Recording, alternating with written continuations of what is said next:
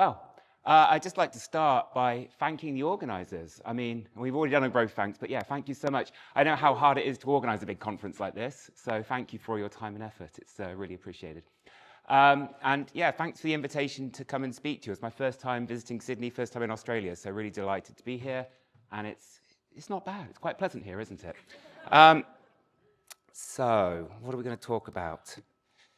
Human-computer interaction. It's a field that's concerned with the interface between computers and people. Is this it? This is it. Maybe it is. So this is the kind of the interface that we've arrived at. And, you know, it's kind of funny if you think back some time, it's maybe not that surprising because it was almost 30 years ago that Google changed the world for a very similar looking interface, a very simple search box where you could type in a few words and get back. In this case, Google's idea was to help you search the internet and minimize that time between intention, what you wanted, and then getting back what you needed, the action. So minimizing those interaction costs. And I think we're seeing a very similar thing here with this is kind of replication of ChatGPT's interface. It's the same kind of core idea, minimizing the time between intention and action and reducing those interaction costs. And from a cognitive science perspective, we know what this kind of means. It means we're going to be cognitively offloading, or in this, some people have been talking about offloading our thinking. And that's a concern. But what I want to talk about here is not those issues in detail, but more what we're going to be potentially using these tools for and what we're seeing from that. So the way to structure this talk is I'm going to be thinking about 3 areas that we have done research in. So people using large language models to support their work. That's university students, academic reviewers. We just heard from Marcus here how important that job is. And professional knowledge workers. This is the area that we've done research in, but also I pick on these 3 areas for a reason as well. It's ones that I've got personal interest in as well. Obviously, I'm a professor, so I think a lot about the impact that these tools are having on our students and how we continue to do assessment and how it's changing that. I'm going to talk more later on about what I see happening in academic peer review and the challenges we're facing there. And from my perspective, primarily from running a major journal in our field for the past 5 years. And finally, being a professor, I am a knowledge worker, so I spend a lot of time doing email. I think that could be maybe our primary work task. I'm going to talk about that. So the structure of the talk is a combination of both the research we've done, but also the lived experience, if you like, of using, being a user of these technologies, ChatGPT in particular, to support work in this space and thinking about the implications of it. So let me start off. Many of you in the room work in universities. I work at a university, I work at UCL, which is not too dissimilar. This was taken this morning at Sydney. So here we are in Sydney University. And I thought I'd juxtapose these 2 images of the university because I think they highlight in a single image what the tension is that we see at universities. We have both the traditional here, Hogwarts, if you like, ancient foundations, tradition of the university, kind of capturing knowledge, if you like, and building on and providing those solid credentials that we can turn to and say, I went to a prestigious school that's ancient and look at these great robes I'm wearing and how, you know, I'm steeped in this knowledge. But at the same time, we're in a building like we are here now. We're looking to the future, modern structures, and looking a bit fancy. And I think it's in this tension between looking both backwards and forwards that I think these large language models are really playing out quite strongly. So the only topic of conversation I see on campus is what to do about this. There's simultaneously an understanding that we need to embrace this technology because, hell, people have been making tools for a long time to do things we can't normally do by ourselves, and we continue to make new tools. This is just the latest tool we've managed to build, and every time we make a new tool, it gets us to reflect on what we can do well and what we value. So progress can't be stopped. We can't be Luddites that simply pause time and say we're going to wreck all this technology and put it to one side. But at the same time, we've got to think about what our tradition and what we're trying to do there in terms of the credentialing. So I think there's an interesting kind of tension that we're experiencing here on campus. And I know you've all used ChatGPT, but just play along with me for a moment. So here I am. Can you draft a 1,500-word essay that critically discusses the role of AI in higher education? And this, in a way, sums up the concern. You just press go and the magic happens, right? It just looks so impressive. And you've got this bespoke essay that's being crafted on the fly for you. And this is, if you like, causing the concern. It just looks too good. In a nutshell, the concern is one of cheating. Contract cheating is nothing new, and concerns about cheating or plagiarism are nothing new. Here's a poster in this building that I took yesterday. And it's the signs that you're dealing with a contract cheating service. So obviously it's a big concern here if there are posters outside of bathrooms. This is a concern across the sector. The concern, I think, could be summed up quite simply. So I'm going to take a moment. So here is a normal distribution. So if you think about getting if we all sat a test, and we could then think about marking that, how you all did, you'd expect to see normally a normal distribution like this. Most of you will be somewhere in the middle, and there'll be some people at the exceptionally high end and some people at the exceptionally low end, right? This is what we expect. And anyone who's assessed students kind of sees this kind of normal pattern, particularly for things like, say, essay-based assessments. They always seem to follow this pattern. The concern then is that a student can simply never turn up to your class, never listen to you in lectures, never read a single paper or engage with the material in any meaningful way. They can simply plug it into ChatGPT or another large language model and move themselves from the fail point up to a higher point, right? They're using technology to get ahead.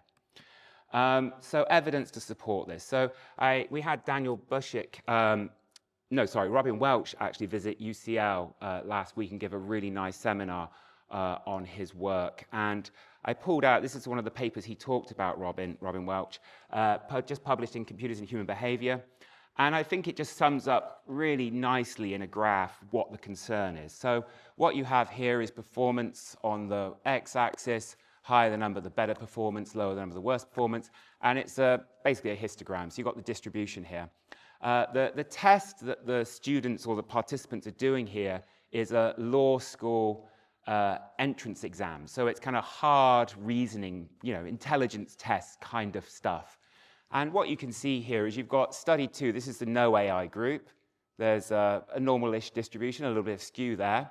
But you can see there that the average performance is quite low. Yeah, there's some people doing exceptionally well, but there's a lot of people who are doing not very well.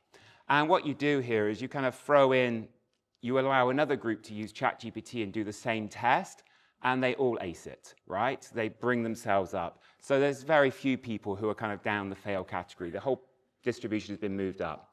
The black line here represents just what ChatGPT would do, right? So if you simply fed the information in to ChatGPT and just used its immediate answer with no thought, it would do better than most people. So I think this sums up, in a nutshell, our concern in education. I read this, I thought about this, and I thought, well, you know what? I'm sitting on a lot of data. I've been teaching the same class, using the same assessments over a number of years. I'm just curious. I'm curious about whether this is the same pattern I see for my module. The short answer is no. So what we have here, this is for my HCI class. It's essay-based assessments primarily. And if anything, the Y2020 group, so pre-ChatGPT, are doing better, right? Yes, there is a kind of tightening, but there's no evidence here that they've overtaken. What do we conclude from this? Probably not a lot, because it's not obviously a detailed study. But maybe we could say that HCI is providing the ultimate Turing test. It's maybe the hardest field. I mean, hell, we could probably all talk about what HCI is, because I think we still don't really have an idea of that. So maybe that's why it's so hard for these large language models to solve it. And critically, maybe the default answers aren't going to be scoring that high. But it looks very different to this concern. I suspect there's probably more going on here as well, potentially how the marking process is happening. But let me unpick some of this. So if we go back to this concern again, the student who's just not simple. They're choosing not, chosen to offload learning and thinking to a machine and just simply to use it. I think there's potentially a straightforward explanation about why they might not, in situations like this, get that kind of benefit.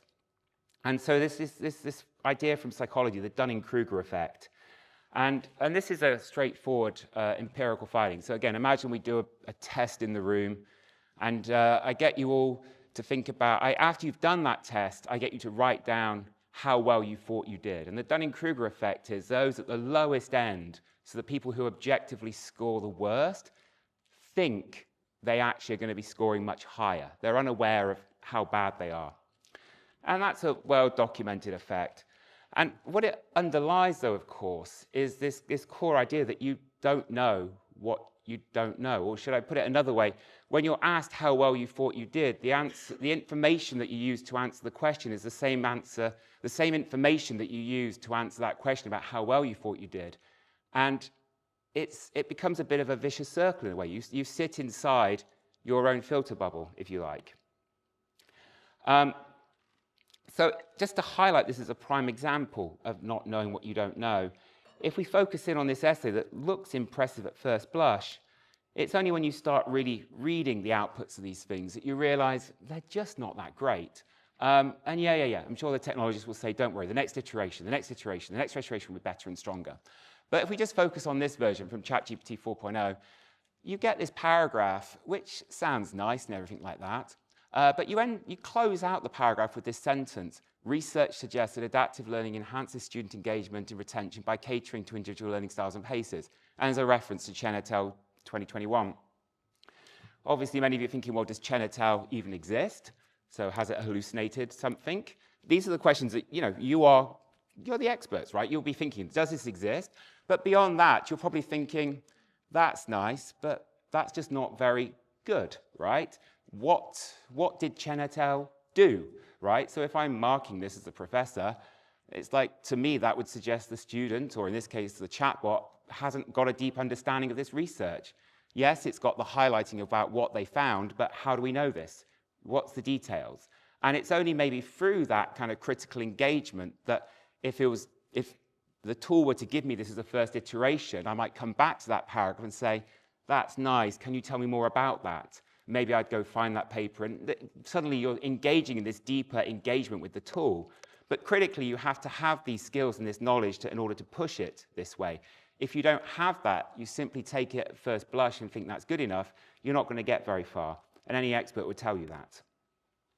So I kind of like this image. It's this idea that we can get lost in the mirror maze of our own thoughts, and it's hard to find the way out sometimes. But simply adding these AI tools kind of doesn't help, right? It doesn't help guide the way. Only in certain situations, maybe in that certain forms of reasoning tasks, do they provide a very clear signal that will guide you out. But for many of the things that we're dealing with, particularly at the top end of our more kind of harder subjects like HO, where we're trying to find the way through and really frame and understand problems, it doesn't really kind of do that. And so as a result, it's quite limited. So with that concern in mind, I mean, we've been spending the past summer conducting some research. I've been working with an excellent incoming PhD student at UCL, Sylvia Bodie, and during the summer she conducted a series of surveys and interviews with students to get a better handle on how they're using LLMs when completing assessments. And critically, at UCL, we've kind of got this kind of category 2, we call it, which basically says you can use these tools. So we're not outlawing them, we're kind of embracing it, but we're saying it can be used in a supportive way. So we wanted to learn more about that, if you like. So the results are maybe not unsurprising. I mean, the first thing we found is that use is off the charts, right? 90% of students are users. So that's probably not unsurprising that they're all using and turning to this technology, and they're using it at different stages in different ways.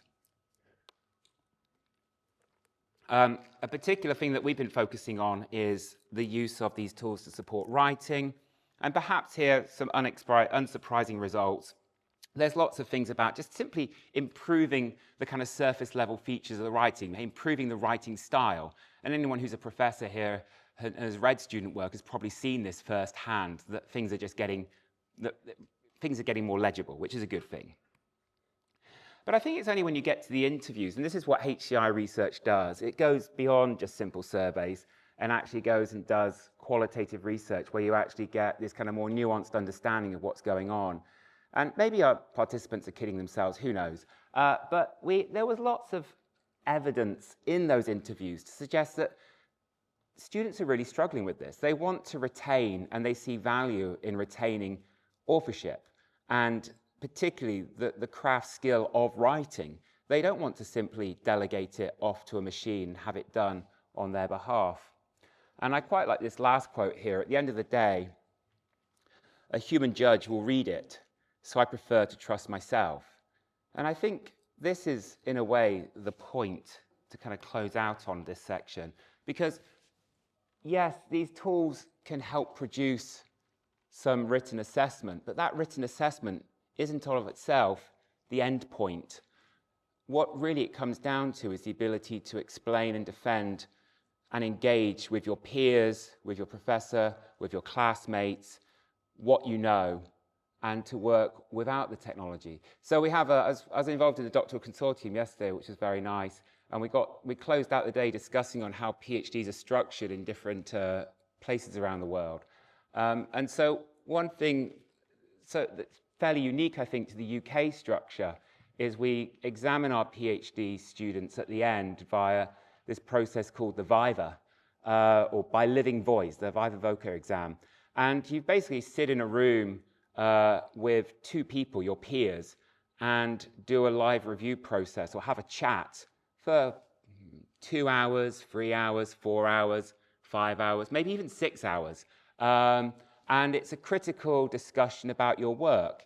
And it answers this concern of, or this, what do you know? It's not about catching you out, but it's looking for the candidate's ability to own, defend, and explain their decision and engage in a conversation with their peers about it. And we had a nice piece in the Times Higher Education thinking about how these types of assessments might be able to be worked into existing structures to understand, or when you have concerns about students' work, if they're using tools and don't have a good understanding, how you might then go about doing that.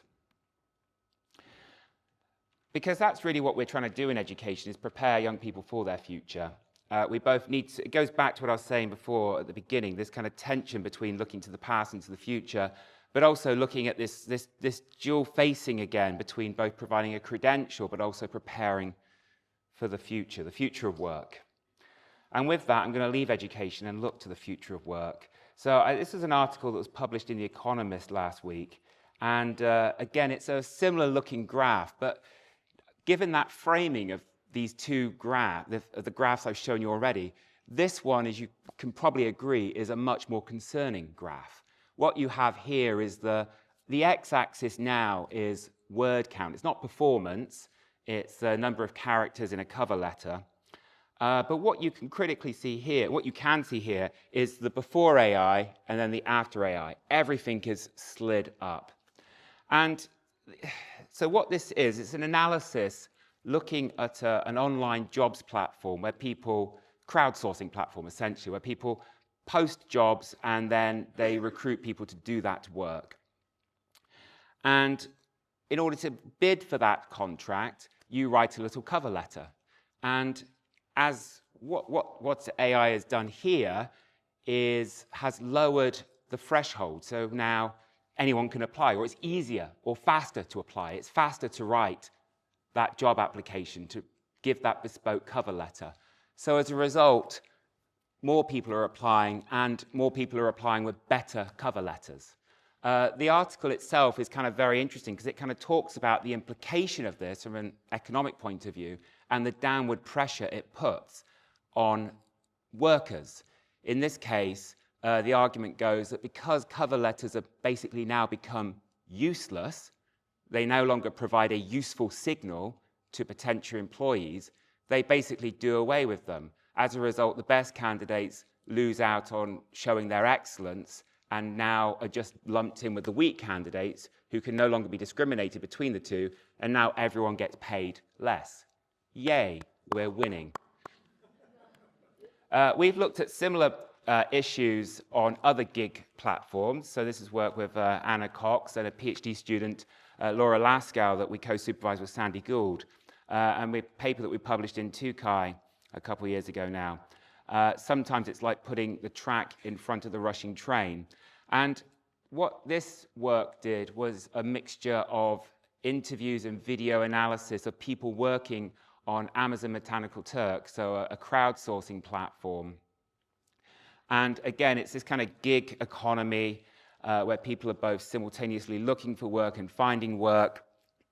And again, it just highlighted how these technology was solved or put forward as a potential solution to this problem. It allows flexibility and convenience to workers to find work when it suits them. Yay, it's going to be really good for you. But the reality is just not that. It's quite horrific for the people working in these platforms, and it puts them into quite impossible situations by design, right? The design of these platforms is putting them under hard situations. And of course, at this point, I just want to come back to what I still think was one of the best keynotes we saw at CHI. This was the one in Hawaii by Kate Crawford, talking both about the conditions of people who work inside the AI factory, highlighting that work, but also the near and immediate costs of these AI technologies on the environment. And we saw that in the welcome remarks from Auntie Lola this morning as well, the concern. But yeah, obviously, I'm not going to dwell too much on this here, but it's been well documented by others. But the huge costs of all this technology we're building, both in terms of the resources and the power that's being consumed. So yeah, this is fine. But let's go back to concerns of, the opening of the conference there talked about the peer review process. Both Marcus talked about the review process for grants, and then we also heard from the papers chairs about how getting reviewers to review the work. I don't know if you noticed strange things are happening recently in peer review. So I chose this on purpose, not just because I thought it was a cool article, but also because it's not peer-reviewed, right? Yet it's made international news, and I'm standing here telling you about a piece of work which has not gone through peer review. And many stories are emerging of this, that most of the work that we're now citing just sits on preprint servers and is not being reviewed. So this is where I want to talk about my second point here, which is what I see as some of the changes and challenges happening in academic review. So I've been editor-in-chief at IJHCS since 2019, and it's kind of worked like Harry Seldon, working through many crises. So the two crises have been the COVID one, where it seemed half the community basically decided this was not the priority right now and wanted to pull away their labor from peer review. And the other half of the community had nothing better to do than to dust off every study that was unpublished from the drawer and try and submit it that year. So we saw a surge in submissions during COVID, and that's just continued since the launch of ChatGPT and other large language models. Just to give you an idea of the scale of the transition. So when I first came in 2019, we used to get 500 submissions a year. Now we get 150 a week. So, and the pool of reviewers is no bigger, right? And, we see similar things happening at CHI, 7,000 submissions this year, 5,000 the year before.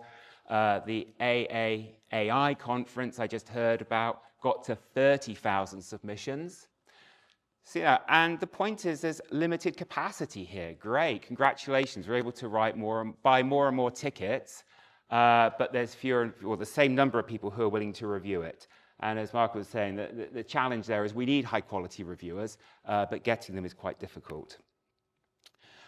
So this is a controversial space, but I'm going to tell you about it anyway. So what is the role? I mean, let's be clear. Authors are using these tools to turn over paper after paper after paper very quickly.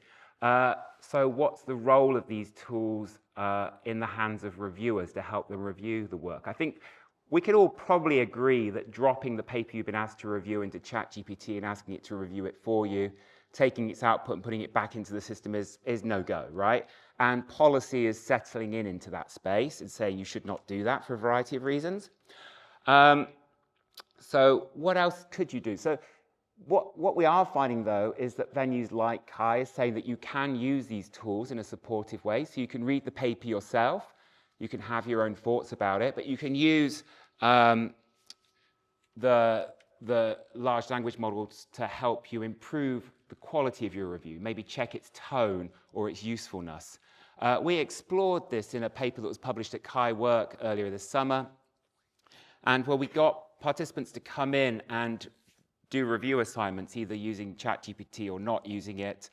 And we looked at a mixture of both the quality of the reviews they wrote, because they did these reviews in a kind of experimental setting, if you like, but also a whole bunch of subjective measures too. The main finding was that the reviews were not written any faster using AI tools. They were not written to any higher quality as assessed by independent experts who read the reviews. You know, imagine your AC reading the review and saying this is a better review or not. But what we did find, though, is that people who were in the ChatGPT condition, they reported significantly lower workload. So it's this idea, it just helped them get started. And it just felt easier, even though they ended up spending no more or saving no less time. But then, of course, I think the reality of this, I think we're still working through. So I point to this kind of Nature column here about how AI is transforming peer review, and this critical line that many scientists are worried. And yeah, I mean, we've just had Kai reviews released. You don't have to listen too far on social media to see how people feel about receiving a review of their work that's obviously been the output of a ChatGPT model. You know, it's got all the tells of it and how they then feel about it. And so I think that kind of backlash, our colleague Advait Sekar has this wonderful phrase, AI shaming.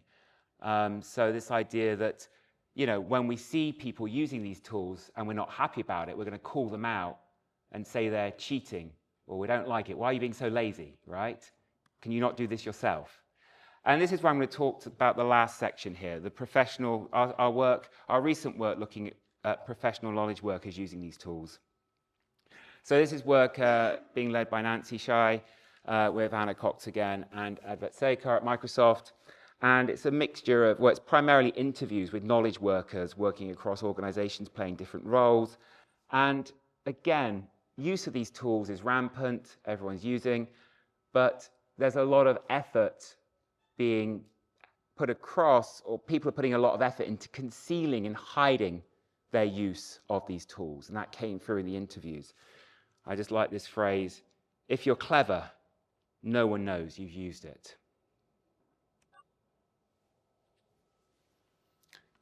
And with that, I just have to just pause on email.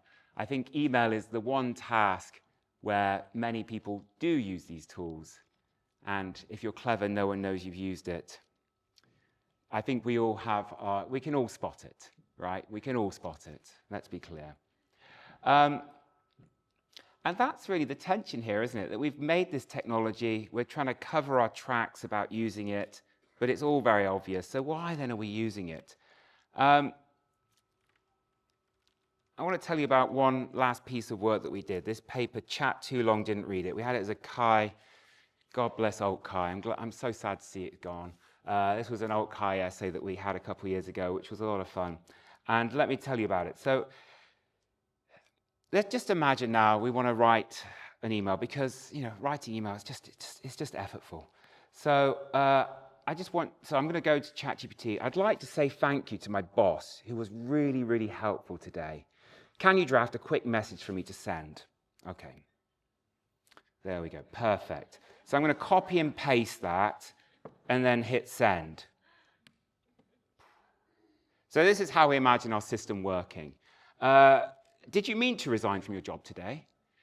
You wrote, or I wrote on your behalf, please accept my immediate resignation. This was an attention check and you failed it. Do you want to send it anyway? So if we go back to the original message, I heard some giggles, so some of you caught it. All right, that's good, that's good, that's good. There's a serious point here, though. What we imagine in this paper is the focus has been on these large language models and the fact they hallucinate. And that's where the tool or the AI thinks it's right, but it's wrong. What we imagine here is a situation where the tool is intentionally being wrong on purpose to see if you're paying attention, the human user, right? To avoid the situation where you just blindly copy and paste and switch off that checking option. And so, I mean, it was a fun paper with a serious point. How could we get you to check what these things are saying on your behalf before it's too late? Because sometimes you can't take your words back. But what's driving this problem? What's driving this problem is an abundance or too much information, too much digital communication. And this is really, you have to go back to what we've done here with the advent of these tools, particularly social media and digital communications in general. We've made communication this many-to-one problem. Previously, if we're just walking down, we walk out of here together, we're going to have a conversation. And that's limited, right, to the people around. But with email, we've made a situation where one person can stand and everyone can shout all at once. And critically, I'm sure if I look at all your inboxes, they're all filled with messages awaiting a single reply. But critically, the person receiving the messages is the limited commodity. Attention is finite, and you have to go through them one at a time. We've kind of fundamentally broken something here with the advent of these technologies. And just to highlight this problem, again, I just want to talk about one paper, which I still really, really fun paper, the email game paper. So again, with Anna Cox here, we published in Human-Computer Interaction, and we sent people emails over a couple of weeks, and we gave them money for them to respond to them to us, and we changed features of those emails, and they did it in their daily life. We found only 65% of messages received a response, and people were highly sensitive to features like urgency and importance, but also how involved or complicated the response was. And I think this last point here around effort is what this new wave of technology, ChatGPT and the other large language models does, is it changes the cost calculation. What used to be a long, complex reply is now very easy. And then it comes with risks because you can simply do more communication, more email. And this lovely phrase, the ghostwriter effect, sneaks in because you've simply offloaded more and more to your tool, and you actually are not engaging or touching the work that's being signed off with your name. So as you know, it's a long journey between London and Sydney, and I enjoyed watching the movie or the film Her on that long flight, and it seemed very poignant to watch. This is a movie from 2013, and we were talking yesterday during the DC about looking to fiction and imagined futures. What did they get right? What did they get wrong? And here we have a movie from a little over 10 years ago, and it's imagining today, right now. And it's enjoyable to watch that movie to see what it got right and what it got wrong. The thing that's really interesting is that the lead protagonist here, Theodore, his role is to write these beautiful letters. And it's funny because that's what we have got our AI tools doing for us. We no longer want to write our letters to friends or send our emails to colleagues. We've delegated that to a computer. In this movie, of course, that's still the reserve of other people. We simply delegate it to another person. So that was something that it got wrong. What we also see in this movie are a couple of other beautiful scenes. I'd say one that stands out is the therapy scene where he develops his relationship with Samantha, his AI chatbot. And it essentially looks like a therapy session where he's sharing a lot of information with his chatbot, and he's getting some pushback, but then also folds as well, like, oh, you're right. And then there's a final third scene, I think, which is really quite beautiful, where he's talking with his ex-wife and signing the divorce paperwork, and he's saying about his new relationship he's developed with his chatbot. And she's horrified and ultimately calls him a coward for not facing the difficulties of real complex human relationships, but is instead turning to the artificial. And it's with this I want to close out. So Elizabeth Churchill is our closing keynote, and as editor-in-chief of Interaction magazine, she helped me get this article published earlier this year, Rebuilding the Digital Town Square. And it was really a delightful experience to write for Interactions. I definitely encourage you to talk to Elizabeth if you're interested in this. But in this article, it was thinking about social media and why we're turning away from that. But I just want to end with this one story. And this was reflecting on 20 years ago when I was an intern at Microsoft Research. And as a special perk or treat, we got invited to Bill Gates' house. And we spent, 3 hours having an in-person conversation with the original, right, with Bill G. And we all kind of donuted him and stood around him, and he talked relentlessly and as we asked questions. But I distinctly remember him saying something along these kind of lines, that tech companies will soon be paying people for what they look at on a screen. And this resonated with me because I was doing eye tracking research at the time. I was like, that's interesting. And clearly what he was seeing happening here was the increase in advertisement revenue that social media was beginning to pick up and certainly would pick up. And it happened, right? Well, it didn't happen like this. He was actually wrong. Again, going back to those different futures, if you're looking at like predictions and how they can be wrong, he was wrong here. We're not paid. Instead, we actually pay ourselves with our attention, and we gave it away for free, right, to get some crappy content. So poor us. But what they've learned as well, the tech companies, is that the surest way to keep you coming back is to tell you what you want to hear, right? And that's the problem. And, we're beginning to see the challenge here. And I think, here we are in Australia, where later this month we're going to see this ban being introduced, waking up to the scale of the concern here and thinking about what to do to protect particularly children from the toxicity of what we're seeing on social media, this problem of exploiting people, essentially, the influencers, presenting themselves as your child's friend and pushing products to them in a way that doesn't look like advertising. It's deeply toxic and deeply concerning. And I think Theodore's ex-wife was absolutely right in the movie Her to give him a sharp slap around the face to say, wake up. What are you doing having a relationship with a fake AI? This is where the future is going, and it should be a deep concern because we're going to get played and we're not even going to know it. With that, thank you very much.